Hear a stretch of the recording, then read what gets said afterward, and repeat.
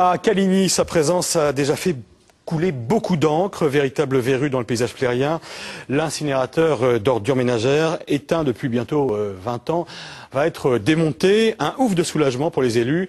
Un chantier qui est également délicat à cause de la présence d'amiante.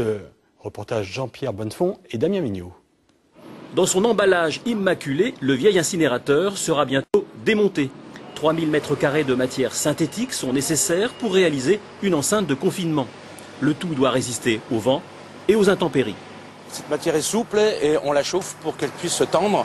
Et elle se tend quand elle est tenue de tous les axes, en haut, en bas, à droite, à gauche. À ce moment-là, on peut la chauffer et elle devient rigide.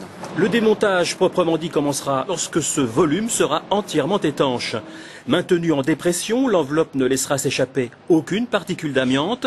La chaudière éteinte depuis 1993 sera réduite en morceaux. Les déchets évacués près d'Angers dans un site classé. 14 semaines seront nécessaires pour un chantier hors norme. Chaque chantier a ses spécificités. C'est vrai que celui-là, c'est la dimension, le barnum qui est mis en place. Après, on est sur des chaudières industrielles, on a l'habitude des chantiers un peu atypiques, mais celui-là est assez sympathique.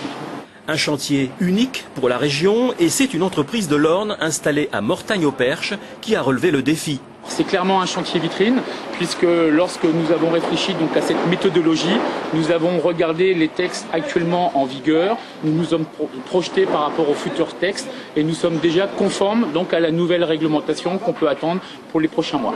Soulagement pour le CIRTOM de Flers-Condé, l'incinérateur va enfin disparaître. Autour de la déchetterie, après le désamiantage, la nature pourra reprendre ses droits. Bon, on peut rassurer tout le monde, hein, l'amiante c'est surtout dans les joints des fours. La question était de savoir si ça ne s'était pas disséminé et puis dans la déconstruction ne pas entraîner de propagation d'amiante. Donc là on est totalement rassuré.